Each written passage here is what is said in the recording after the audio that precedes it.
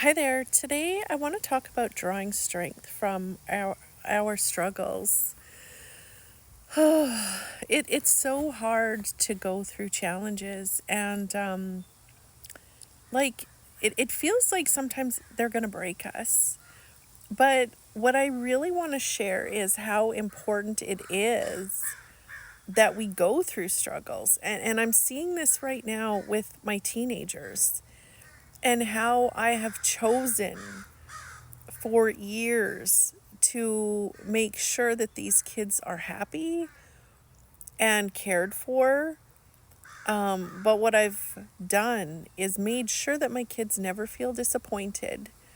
I didn't realize that I was doing it. I really didn't. I guess the reason that this happened, or one of the reasons, is I've been on a journey of self discovery and taking responsibility for my actions. So I recognized, early on or years ago that when I'm trying to control my kids and, when I was trying to control my kids and getting them to respect me and getting them to listen to me, that I was coming from a place of overreaction. And I recognized that. And I did the work to feel the emotions that surfaced when my child was acting out or whatever was that they were doing. So I learned to communicate and I learned to sit and talk about the issues. But what I always did was I would take responsibility for my part. If there was an argument, if there was ever anything that I ever said or did that was in any way overreactive. So that's a wonderful thing to do, is take responsibility. It wasn't easy, trust me. But when I started to do it, it's like I did it less and less and less. I became a more patient mom. I became a more caring person. I became a really, really, really good communicator. But what I didn't do was was create the tools for my own children to be able to take responsibility for their actions. I didn't share responsibility. I took responsibility. And this is like a hindsight thing, like holy shit. I didn't know I was doing that. So, that was actually a really good point. I didn't share responsibility. I always took responsibility. And that was not a healthy thing to do.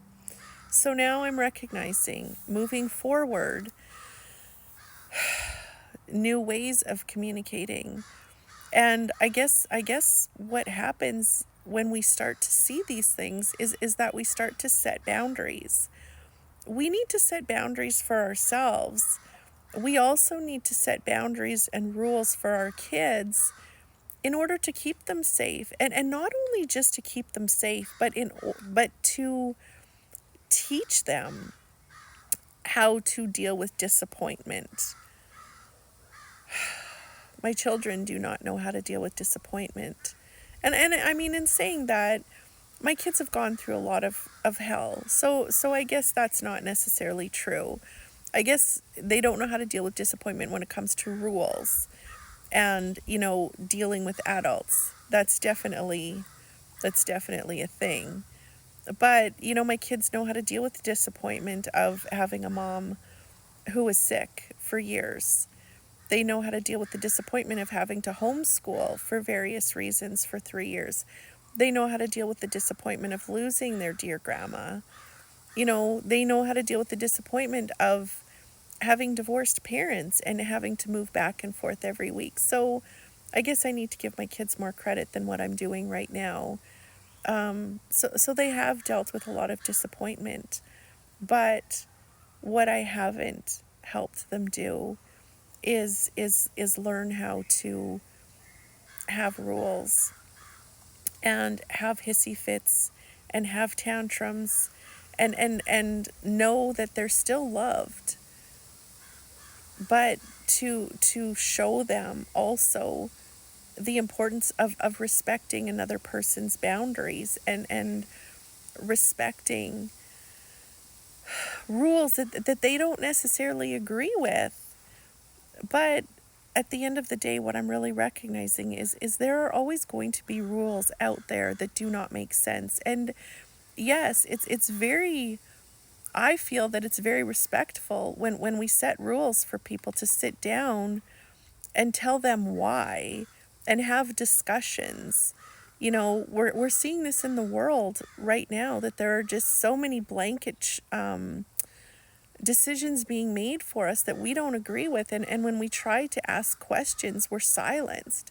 That is not healthy. That's not healthy. That's not respectful. So as a parent, I was always trying to be respectful and to have healthy communication. But what I didn't get is, at the end of the day, sometimes, even though your child doesn't agree with it and doesn't see the logic in it, it's okay to still set that rule. It's okay to still set that boundary. So, yeah, I'm a relationship coach. Yeah, my career has been based on helping people have healthy communication, and I had some blind spots. I really did have some blind spots. And I used to beat myself up for these things when I would see these blind spots and be like, holy shit, was I really helping people when I was working with people? Am I really ready to work with people? Abso-fucking-lutely we are. We're never going to get it 100%. We're all doing our best. We're really truly all doing our best. And so I feel like the important thing is to continue to sit in your heart every single day and ask for the truth to be seen. And this is what I've been doing for many years. Every single day, at least an hour, I spend connecting to my heart and really asking the spirit within to lead me and guide me. And I've been seeing some truths lately that are not pleasant to see. And most of them have to do with how, the choices that I've been making and the ways that I've been parenting. So when you see the truth, it hurts. It hurts. Then when you act upon the truth, it hurts. But at some point, it will set you free. Like the Bible says, the truth will set you free. That's very, very true. But what we're not told very often is how painful it is to, like, how much it hurts to see the truth. Like, for an example, if you're in a relationship and the person that you're with, ends up showing parts of their personality that are not going to jive with your future, or, like, this is just a big thing, that hurts, because then that you need to act on that and leave an unhealthy relationship. That really hurts. But that's a truth. And eventually you are set free. You're set free from an unhealthy relationship. And you're set free from a future with somebody that doesn't care the way you care.